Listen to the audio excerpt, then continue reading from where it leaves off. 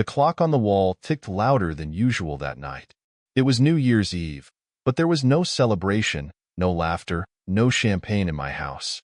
Just me, sitting at the kitchen table with a cold cup of coffee and an even colder feeling in my chest. Lindsay, my wife, had left hours ago, dressed to kill.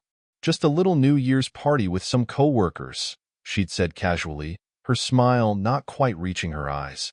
She didn't even wait for me to respond before she grabbed her purse and walked out the door. Something about her tone, her body language, it had been gnawing at me all evening. Over the past few months, Lindsay had changed in ways I couldn't explain. She'd become distant, secretive. Her phone was always glued to her hand, and her schedule suddenly seemed too complicated to include me. But tonight, something felt different. Ominous. The hours dragged on. Midnight came and went. I sat alone in the dim light of the kitchen, listening to the muffled cheers and fireworks outside. Every time I checked my phone, there was nothing. No messages. No missed calls. Just silence. By the time the front door creaked open, it was nearly 3 a.m. The sound startled me, pulling me out of my restless thoughts. I turned to see Lindsay stumble in, her heels clicking unevenly against the floor. She was drunk, that much was clear. Her hair was a tangled mess, her lipstick smudged, and her dress wrinkled as if it had been pulled and tugged one too many times. But it wasn't any of that made my stomach drop. It was the mark on her neck. A dark, unmistakable Hickey stared back at me like a neon sign screaming the truth I didn't want to admit. I felt the air leave my lungs. My throat tightened, but I forced myself to speak. "Lindsay," I said, my voice low and steady, though it took every ounce of effort to keep it that way. "What the hell is that?" She stopped mid-step, her glassy eyes locking onto mine. For a moment, there was silence. Then, she laughed, a bitter, dismissive laugh that sent a chill down my spine. "Oh, come on," she slurred, waving a hand in the air. "It's nothing. Just a stupid party thing. Relax." Relax? That word hit me like a slap. My chest burned with questions I couldn't ask fast enough. "Who did this to you?" I demanded, rising to my feet. "What kind of party thing leaves a Hickey on your neck?" She rolled her eyes and brushed past me, heading straight for the bedroom. "You're being dramatic," she muttered. "I'm tired. We'll talk in the morning." But I knew there wouldn't be a talk in the morning. I stood there, frozen, as she disappeared down the hall, her words echoing in my ears. My heart was racing, my mind spinning. This wasn't just a bad night. This was the confirmation of everything I'd been too afraid to admit. For months, I had ignored the signs, the late nights, the guarded phone, the sudden coldness between us. I convinced myself I was overthinking it, that I was paranoid. But now, it was also painfully clear. Lindsay didn't care enough to hide it anymore. She didn't even bother coming up with a believable excuse. She thought I would just accept it, and maybe a part of me would have, if I hadn't seen that mark, that one glaring piece of evidence. I walked into the bedroom and saw her sprawled out on the bed, already passed out. I stood there for what felt like an eternity, staring at the woman I thought I knew, the woman I had built my life around. And then, without a word, I turned and walked out of the room. I grabbed a bag from the closet and started packing. A few clothes, my wallet, my keys. I didn't need much. I just needed to leave. By the time I stepped out into the cold night air, the world was quiet. The fireworks had long since stopped, and the streets were empty. As I drove away from the house, a strange sense of calm settled over me. I didn't know where I was going or what I would do next. But one thing was certain. I wasn't going back. Lindsay had made her choice. Now, it was time for me to make mine. This wasn't just an escape. It was the beginning of something new. Something I hadn't dared to imagine before. A life without her. A life where I didn't have to feel like a fool. And whatever happened next, I knew one thing for sure. She would regret the day she took me for granted. The motel room was quiet, save for the hum of the ancient heater struggling against the winter cold. I hadn't slept. I couldn't. The events of the night replayed in my mind like a broken record. each detail sharper and more painful than the last. I stared at the cracked ceiling, my fists clenched tightly around the coarse motel blanket. I was angry, humiliated, and, worst of all, lost. I had no plan, no direction. All I knew was that I couldn't stay in that house, couldn't look Lindsay in the eye knowing what she had done. The mark on her neck, the smell of alcohol and cologne that wasn't mine, her dismissive attitude. It all pointed to one undeniable truth. She'd been with someone else, and she didn't even care enough to hide it. I checked my phone. Nothing. No calls, no texts. She hadn't even bothered to ask where I was. Maybe she was still asleep, too drunk to realize I was gone. Or maybe she noticed and simply didn't care. That thought stung more than anything else. As the sun crept through the thin curtains, I made a decision. I couldn't just sit there, drowning in my own misery. I needed answers. And if Lindsay wouldn't give them to me, I'd find them myself. I started with her phone. Before leaving the house, I had grabbed her old, forgotten tablet from the kitchen drawer, a device she'd stopped using months ago. I wasn't tech-savvy, but I knew enough to guess that her accounts were likely still logged in. As I powered it on, my heart pounded in my chest. Part of me didn't want to know. Ignorance, after all, was bliss. But I couldn't ignore it anymore. I had to face the truth, no matter how ugly it was. It didn't take long to find what I was looking for. Her messaging app was open, and there, staring back at me, was a string of messages from someone named Chris. My stomach churned as I read the texts. Chris, can't wait to see you tonight, babe. You always make my New Year's unforgettable. Lindsay, you better. I'm wearing that dress you like. And nothing else, winky face. My hands trembled as I scrolled further. There were photos, selfies of Lindsay in that same dress, ones she clearly hadn't sent to me. There were more messages, too. Explicit ones. Messages that left no doubt about what had been going on behind my back.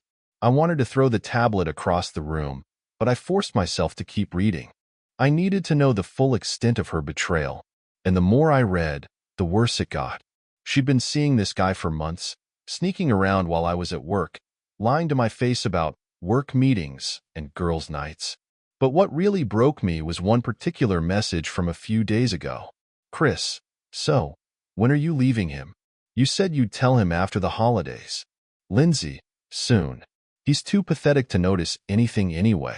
I'll handle it. Pathetic. That word echoed in my mind, cutting deeper than anything else. That's what she thought of me. After everything I'd done for her, after all the years we'd spent together, she saw me as nothing more than a joke. Someone she could string along until it was convenient for her to leave. By the time I finished reading, I felt like a hollow shell of the man I used to be. I stared at the tablet, the messages still glowing on the screen, and wondered how it had come to this. How had I missed the signs? How had I let her walk all over me for so long? But amidst the pain and anger, something inside me shifted. I realized I had a choice. I could let her win, let her destroy me completely, or I could take control of the situation and make her regret every single decision that led her to this point. I decided on the latter. The first thing I did was copy everything. The messages, the photos, the timestamps. I saved it all onto a USB drive I'd brought with me. Lindsay had underestimated me for years, and now I was going to use that to my advantage. The second step was setting up my exit plan. I wasn't just going to disappear. I was going to dismantle the life she thought she controlled. Every lie, every betrayal, every smug, dismissive comment, she would pay for all of it. I logged into our joint bank account and froze it. Then I transferred my portion of the funds into a separate account she didn't know about. I called my lawyer and explained the situation, asking him to expedite the paperwork for a divorce. By the time Lindsay realized what was happening, it would be too late for her to fight back. As the days stretched on, I felt a strange sense of clarity. For the first time in months, maybe even years, I wasn't drowning in uncertainty. I had a plan, and I was going to see it through. Lindsay thought she had the upper hand, but she had no idea what was coming. That evening, as the sun set over the horizon, I sat by the motel window, sipping a lukewarm coffee and staring at the USB drive in my hand. This wasn't just evidence. It was my key to freedom. She had her New Year's party. Now, it was time for mine. The next morning, I woke up feeling something I hadn't felt in years: purpose. For too long, I'd let Lindsay control the narrative of our lives, but not anymore. She thought I'd just roll over and accept her betrayal, but she didn't know who she was dealing with. My first stop was at a small cafe where I used their Wi-Fi to dig deeper into our shared accounts. I wanted to make sure I hadn't missed anything. As it turned out, I hadn't just been a husband she took for granted. I'd also been her financial safety net. Credit cards maxed out, hidden subscriptions, even a mysterious payment to a Chris W. It didn't take a genius to connect the dots. I felt a twisted sense of satisfaction as I canceled her cards, froze our joint accounts, and rerouted all financial access solely to me. She was about to get a very rude awakening. The real turning point came when I received a text from her. "Lindsay, hey babe, where are you? I woke up and you're gone. Hope everything's okay. Love you." I stared at the message, my jaw tightening. Love me? After everything? The audacity was almost laughable. I didn't respond. Instead, I forwarded the message to my lawyer along with everything else I'd collected. Every screenshot, every incriminating detail. He now had it all. That evening, I sat in the motel room, staring at my phone as it buzzed repeatedly. Calls and texts from Lindsay poured in, each more frantic than the last. "Lindsay, we need to talk. Please come home. Lindsay, are you okay? You're scaring me. Lindsay, where are you? This isn't funny." Funny? I let out a bitter laugh. She thought this was funny? The irony of her panicking now, after months of lies, was almost too much to handle. By midnight, I had made my next move. I sent her a single message, short and to the point. "Me, I know everything." The dots indicating she was typing appeared almost instantly, but I didn't wait to see her response. I turned off my phone, set it on the nightstand, and lay back on the bed, staring at the ceiling. The storm was coming, and this time, I was ready. The next morning, I turned my phone back on to a flood of messages and missed calls. Lindsay's desperation was in full swing, and it showed in every text. "Lindsay, what do you mean? You know everything? Stop playing games and come home. Lindsay, if this is about last night, you're overreacting. Let's talk. Lindsay, seriously, where are you?" I could almost hear the panic in her voice through the words. For someone who had no problem lying to my face, she seemed remarkably bad at hiding her guilt when confronted. But I wasn't ready to confront her directly, yet. I wanted her to squirm, to feel the weight of her own actions before I made my next move. I spent the day putting the final pieces of my plan into place. My lawyer had already filed the divorce papers and was working on ensuring Lindsay wouldn't be able to contest my financial decisions. Every asset we shared was now either frozen or solely under my control. She thought I was weak, pathetic even, but she had no idea I'd been quietly dismantling her safety net. By the afternoon, I decided to test the waters. I sent her a single message. "Me, you lied. You cheated. Don't bother denying it. I have proof." It didn't take long for her to reply. My phone buzzed repeatedly as her messages came through in rapid succession. "Lindsay, what proof? You're being ridiculous. Lindsay, I don't know what you think you saw, but it's not what it looks like. Lindsay, please come home so we can talk about this. I love you." Love me? The same woman who'd called me pathetic in her messages to Chris? The same woman who'd been sneaking around for months while I worked to provide for us? I could feel my anger bubbling up again, but I took a deep breath and reminded myself that patience was key. That evening, I decided to give her a small taste of what was coming. I uploaded a few of the screenshots I'd saved to a secure drive and sent her the link. No context, no explanation, just the evidence. Messages, photos, and every detail she thought she kept hidden. It didn't take long for her to respond. "Lindsay, where did you get these? Lindsay, this isn't fair. You're taking things out of context. Lindsay, we need to talk. Please come home. I'll explain everything." Explain? There was nothing left to explain. The proof was there, staring her in the face. Still, I couldn't help but wonder what kind of excuse she'd try to come up with. Lindsay had always been quick on her feet, spinning lies with a confidence that could fool almost anyone. But not this time. As the night wore on, I ignored her increasingly frantic calls and texts. Instead, I poured myself a drink and sat by the window, watching the city lights flicker in the distance. I wasn't ready to confront her in person yet, not because I was scared, but because I wanted her to feel every ounce of uncertainty and fear she'd caused me. Let her wonder where I was, what I was thinking, and what I was planning. Let her feel the weight of her own lies pressing down on her. This was only the beginning, and I had no intention of letting her off easy. The next day, I woke up to another flood of messages. Lindsay had clearly spent the night spiraling. Her tone in the texts was a chaotic mix of pleading, anger, and poorly disguised attempts at manipulation. Lindsay, how could you do this to me? Sending me those messages like some kind of threat? Lindsay, Chris doesn't mean anything to me. It was just stupid fun. Please, let's talk about this.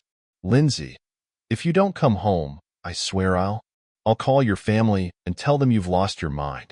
It was laughable how quickly her concern shifted to trying to paint me as the villain. Classic Lindsay, always deflecting, always playing the victim. But I wasn't falling for it. Not this time. I took a deep breath, calmed my racing thoughts, and sent her a single reply. Meet me at the diner on Maple at 6 p.m. If you want to talk, do it there. Don't come home before then. Her response came almost instantly. Lindsay, I'll be there. Please, let's fix this. Fix this? As if she hadn't spent months destroying everything we built. Still, I wanted her to believe she had a chance. It was the only way to get her guard down. I arrived at the diner an hour early, taking a booth in the back corner where I could see the entire room. The place was quiet, the hum of the coffee machine and the clinking of silverware filling the air. I sipped on a black coffee, my mind replaying everything I'd uncovered. The messages, the Hickey, the blatant lies. I knew this wasn't just about confronting her. It was about closure, about reclaiming my dignity. At exactly 6 p.m., Lindsay walked in. She looked like she tried to pull herself together. Her makeup was immaculate, her hair freshly styled, and she wore the dress she knew I loved. But no amount of effort could hide the nervousness in her eyes. She scanned the room, spotted me, and walked over with a hesitant smile. Hey, she said, sliding into the booth across from me. Her voice was soft, almost trembling. I'm so glad you agreed to meet. I didn't reply right away. I just stared at her, letting the silence stretch. Finally, I leaned forward and placed my phone on the table between us. Explain, I said, my voice calm but firm. She blinked, her smile faltering. Explain what? I tapped the screen, and the messages and photos she'd sent to Chris lit up the display. Her face turned pale. Don't play dumb, Lindsay. Explain this. She opened her mouth, but no words came out. She glanced at the phone, then back at me, her hands twisting nervously in her lap. It's not what it looks like, she finally said, her voice barely above a whisper. Really? Because it looks like you've been sneaking around with another man for months, I said, my tone growing sharper. It looks like you've been lying to my face while calling me pathetic behind my back. She flinched at that, her eyes welling up with tears. I didn't mean it, she said quickly. It was just, I was frustrated, okay? We've been so distant lately and I cut her off, my voice like ice. Don't you dare try to blame this on me. I wasn't the one who stepped out of our marriage. I wasn't the one who lied. That was all you. Her tears started falling then, but I didn't feel an ounce of sympathy. Not after everything. I made a mistake, she said, her voice shaking. A terrible mistake. But I love you, and I want to make this right. Please, give me a chance. A chance? I let out a bitter laugh. You didn't even give me a choice, Lindsay. You made your decisions, and now you have to live with the consequences. She reached across the table, trying to take my hand, but I pulled away. What do you want me to do? She pleaded. I'll do anything to fix this. For a moment, I just stared at her, taking in the desperation on her face. Part of me wanted to believe her, to give in and let her try to repair the damage. But the other part of me, the part that had been humiliated, betrayed, and cast aside, knew better. You can start by signing the divorce papers, I said, my voice steady. Her eyes widened in shock, and for the first time, she was truly speechless. Lindsay's shock turned into something darker, something I hadn't seen from her before. She sat there, staring at me like I just slapped her. "Divorce?" she said, her voice low, almost a whisper. "You can't be serious." "I've never been more serious in my life," I replied, keeping my tone steady. "This isn't something we can fix, Lindsay. You crossed a line, and there's no coming back from it." Her face twisted, her tears vanishing as quickly as they had come. The mask of remorse she'd been wearing slipped, revealing the anger underneath. "So that's it? You're just giving up on us?" she snapped, her voice rising. "After everything we've been through, you're walking away like a coward? Everything we've been through?" I repeated, leaning back in my seat. "You mean the lies? The cheating? The months of treating me like I'm invisible? Yeah, Lindsay, I'm walking away. From you and everything you've turned into." She glared at me, her hands balling into fists on the table. "You don't understand," she said through gritted teeth. "Chris didn't mean anything to me. It was just a stupid mistake, okay? I was lonely, and you've been so distant." There it was again, her trying to shift the blame. I shook my head, more disappointed than angry now. "I wasn't distant, Lindsay. I was working. I was paying the bills, keeping the lights on, making sure you had everything you needed. While you were out sneaking around with someone else." She opened her mouth to argue, but stopped herself. For a moment, the anger in her eyes was replaced by something else, fear. "What do you want me to say?" she asked, her voice softer now. "That I'm sorry? That I messed up? I'll say it 1,000 times if that's what it takes." I sighed, running a hand through my hair. "Words don't mean anything anymore, Lindsay. You can say you're sorry all you want, but it doesn't change what you did. And it sure as hell doesn't change how I feel." The silence between us was heavy, the clatter of dishes and quiet conversations around the diner feeling like background noise to a life I no longer recognized. She sat there, staring at me, as if searching for the right thing to say. But I knew there wasn't anything that could fix this. Not anymore. Finally, she broke the silence. "And what about the house? Our life? You think you can just throw it all away?" "I don't want the house," I said simply. "It's not a home anymore. It's just a reminder of what we've lost. You can have it. I'll figure something out." She scoffed, her fear giving way to bitterness. "How noble of you," she said sarcastically. "So you're the victim in all this, huh? Poor you, running away and leaving me to clean up the mess." I leaned forward, locking eyes with her. "You made the mess, Lindsay. You lied, you cheated, and now you have to deal with the consequences. Don't blame me for the choices you made." Her face reddened, her hands trembling slightly. I could see the wheels turning in her head, the calculations she was making. She wasn't used to being called out, to losing control of the situation. And for the first time, I felt like I was seeing the real Lindsay, the one who'd been hiding behind a facade for years. When I stood up, she looked up at me, startled. "That's it?" she asked. "You're just walking away?" "I'm not walking away," I said, pulling a folded envelope from my jacket and placing it on the table in front of her. "I'm ending this." She hesitated, her hand hovering over the envelope. "What's this?" she asked, her voice barely audible. "Divorce papers," I said, my voice calm but firm. "You'll find everything in there, terms, assets, the proof of what you've done. Sign them, Lindsay. Make this easier for both of us." Her hand shook as she picked up the envelope, her face a mix of shock and defiance. "You think this is over?" she said, her voice trembling. "You think you can just leave and everything will be fine?" "No," I said, meeting her gaze. "But I know I'll be fine. Without you." And with that, I walked out of the diner, leaving her sitting there with the envelope in her hands and the weight of her actions pressing down on her. Walking out of that diner felt like shedding a heavy coat in the dead of winter. The chill of uncertainty was still there, but for the first time in months, I could breathe freely. I didn't look back, didn't glance through the window to see Lindsay's reaction. Whatever storm she was brewing, I was done being the target of her manipulations. The drive back to the motel was quiet. My mind raced, but not with second-guessing or regret, only with what came next. Lindsay might not take this lying down, and I had to prepare for whatever tricks she had up her sleeve. When I got back to the room, I checked my phone. Sure enough, there were already more messages from her. Lindsay, this is insane. You can't just end our marriage over one mistake.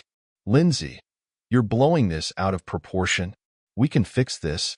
Lindsay, if you don't come home and talk to me, I'll start telling people my side of the story. Her side of the story? That was rich. I stared at the screen, debating whether to respond. Finally, I decided to put an end to the back and forth. I'm not coming back. I've said everything I need to say. The papers are in your hands now. For a few minutes, there was silence. No buzzing, no notifications. I thought maybe she'd finally gotten the message. But then, my phone rang. I stared at the screen, her name glaring back at me. Against my better judgment, I answered. What do you want, Lindsay? I said, keeping my voice steady. I want to talk, she said, her tone calmer than I expected. Please, just hear me out. I sighed, already regretting picking up. Go ahead, I said. Say whatever you need to say. There was a pause, and for a moment, I thought she might break down again. But instead, her voice hardened. You're not innocent in this, you know. You weren't exactly the perfect husband. I let out a bitter laugh. Oh, really? And what exactly did I do that justifies months of lying and cheating? You were absent, she snapped, her anger finally boiling over. You spent so much time working, so much time trying to provide for us, that you stopped being there for me. I felt invisible, unimportant. Right? I said, my voice dripping with sarcasm. Because working to pay for your lifestyle and keep a roof over our heads is such a crime. Forgive me for not spending enough time stroking your ego. You don't get it, she said, her voice breaking slightly. Chris made me feel wanted. Like I mattered. And what about me, Lindsay? I said, my anger finally breaking through. Did I matter? Did it cross your mind even once how this would affect me? Or was I just a paycheck to you? There was silence on the other end, and I knew I'd hit a nerve. I didn't mean for it to go this far, she said quietly. I never wanted to hurt you. But you did, I said, my voice firm, over and over again. And now you have to live with the consequences. By the time I hung up, I felt drained but resolute. Lindsay's excuses, her attempts to shift blame, her empty apologies, they all rang hollow. I wasn't the same man who had blindly trusted her, who had bent over backward to make her happy while she betrayed me. That man was gone, and in his place was someone who finally saw the truth. I sat on the edge of the bed, staring at the USB drive that contained all the evidence of her lies. For a moment, I considered what I could do with it. Send it to Chris's wife, if he had one, or even share it with her friends to show them the real Lindsay. But as tempting as revenge was, I knew it wouldn't solve anything. It wouldn't give me back the years I'd lost, or heal the wounds she'd inflicted. No, the best revenge was walking away with my head held high, knowing I didn't stoop to her level. As I drifted off to sleep that night, I felt a strange sense of peace. The road ahead wasn't clear, and I had no idea what the future held. But for the first time in a long time, I wasn't afraid. Lindsay could try to twist the story, try to paint herself as the victim, but I had the truth on my side, and that was enough. The following morning, I woke up to a quiet resolve. The storm Lindsay had stirred up in my life was finally beginning to settle, and I felt stronger knowing I was no longer under her shadow. I had already made the big moves, secured my finances, initiated the divorce, and made it clear that I was done. Now, it was time to reclaim my life and leave the wreckage behind.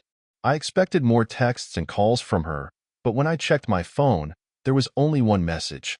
Lindsay, you're really doing this, aren't you? Fine. If you want to throw everything away, that's on you. Don't come crawling back when you realize you've made a mistake. Her words were cold, but they didn't cut me like they once might have. If anything, they reinforced my decision. She wasn't sorry for what she'd done. She was only sorry she'd lost control of me. The divorce process was smoother than I expected. Lindsay didn't contest the papers. Maybe she thought she could win sympathy by playing the victim, or maybe she was already planning her next move with Chris. Either way, I didn't care. I signed the documents, handed them over to my lawyer, and closed that chapter of my life for good. What surprised me was how quickly word spread. Mutual friends started reaching out, some offering support, others fishing for gossip. I kept my explanations short and factual.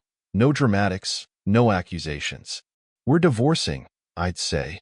It just didn't work out. The evidence I'd collected stayed locked away on that USB drive, a silent reminder of the truth I didn't need to share.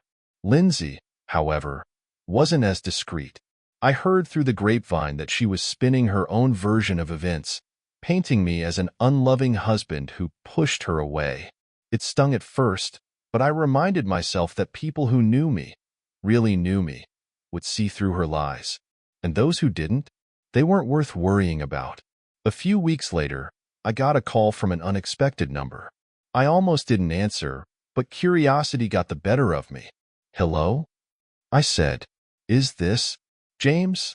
A hesitant voice asked. Yeah. Who's this? This is Nicole, Chris's wife. My heart skipped a beat.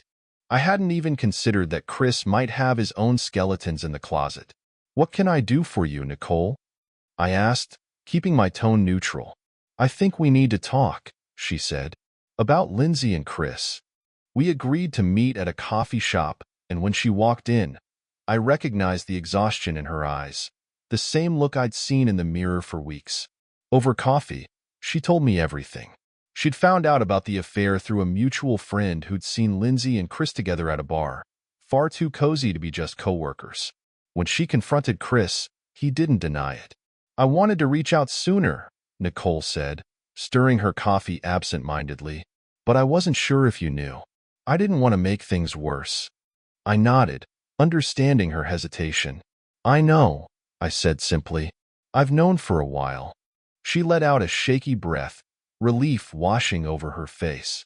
What are you going to do now? She asked. Move on, I said. Start fresh. There's nothing left for me with Lindsay. Nicole nodded slowly, her expression thoughtful. I wish I had your strength, she admitted. I'm still trying to figure out what to do. You'll figure it out, I said. And when you do, you'll be better off for it. We parted ways with a strange sense of camaraderie, two people bound by the betrayal of our partners, but determined to reclaim our lives. The last time I saw Lindsay was at the final divorce hearing. She looked polished and composed, her facade firmly in place. But I noticed the cracks, the way her hands trembled when she signed the papers, the way her eyes darted toward me as if hoping for some kind of reaction. I gave her none. When it was over, I walked out without a backward glance. As I stepped into the sunlight, a weight lifted off my shoulders. I was free. Free from the lies, the manipulation, the endless cycle of doubt and pain. The road ahead was uncertain, but for the first time in a long time, it felt like mine to choose. Months later, I found myself in a new city, far away from the memories of my old life. I'd found a small apartment, started a new job, and even made a few friends. It wasn't perfect, but it was a start. One evening, as I sat on my balcony watching the sunset, my phone buzzed with a notification. It was an email from Lindsay. The subject line read, I'm sorry. I didn't open it. I didn't need to. Whatever apology she had to offer was too little, too late. I deleted the email, set my phone down, and raised my glass to the horizon. Here's to new beginnings.